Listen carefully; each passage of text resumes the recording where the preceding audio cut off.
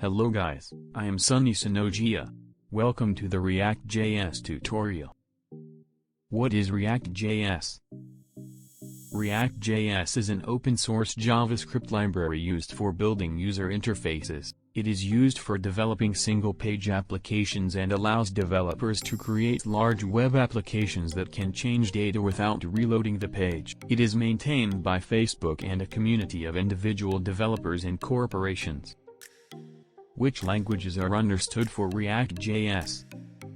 ReactJS is primarily written in JavaScript, but it can be used with a variety of languages, including HTML, CSS, and JavaScript, TypeScript.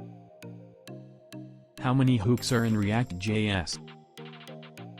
There are 5 core hooks in ReactJS: use state, use effect, use context, use reducer, and use callback. Thank you for watching.